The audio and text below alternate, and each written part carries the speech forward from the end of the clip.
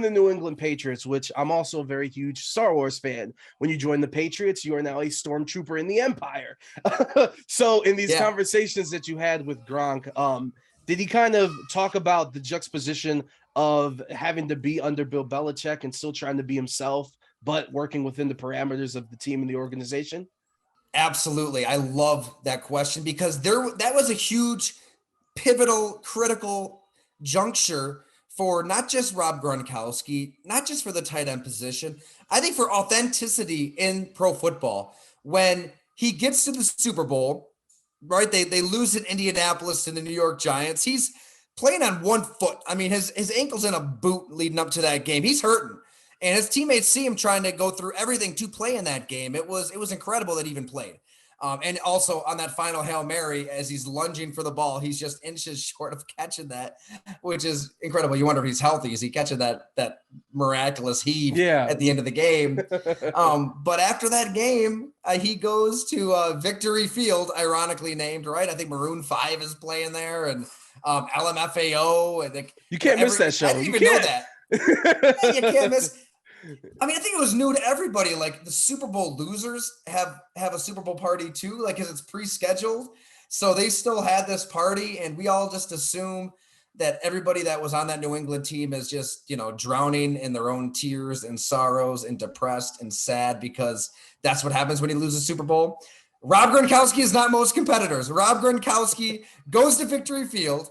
He takes his shirt off. He dances his ass off. He has the time of his life with his brothers, and we all lose our minds. I mean, that was the number one story on every radio program the next morning. It wasn't really, I guess they talked about Mario Manningham's catch and Eli Manning, and the game mattered, but that was like, it took the world by storm a decade ago, to the point where expatriates are just calling Rob out and one by one say, man, if that was my teammate, basically I'd take the guy out. Like I wouldn't stand for that.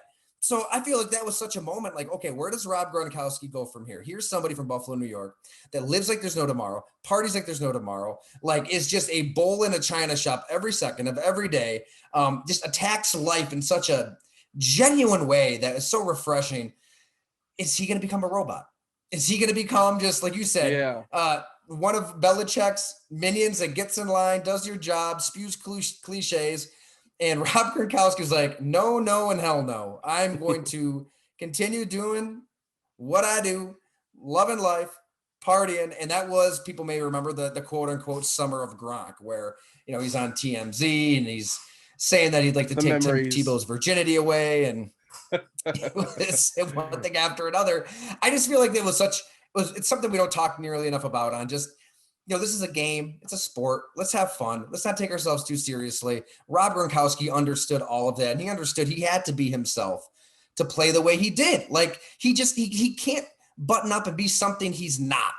And I do think, to Bill Belichick's credit, he got it too. Like he needs to let Rob be Rob and almost play by his own set of rules. Julian Edelman said as much when we talked for the book.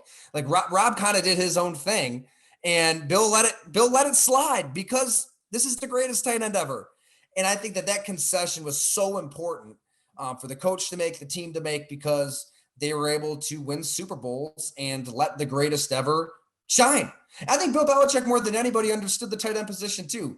Back to his New York Giant days, his Cleveland Brown days, everybody just says again and again and again, like the tight end as a defensive coach put the fear of God into him. So he knew as a head coach, he needed to feature that position, that player, prominently. So he gets his hands on Gronkowski. He gets his hands on Adrian Hernandez. That thing goes south. He almost had Gronk and Jimmy Graham in that draft, by the way. We've got the full backstory in the 2010 draft, which love it. I mean, that defined the position as much as anything. That would have been insane.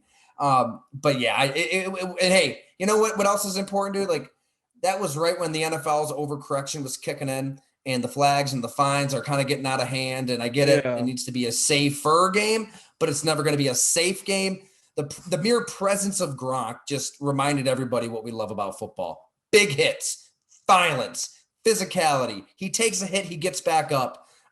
He's the best ever.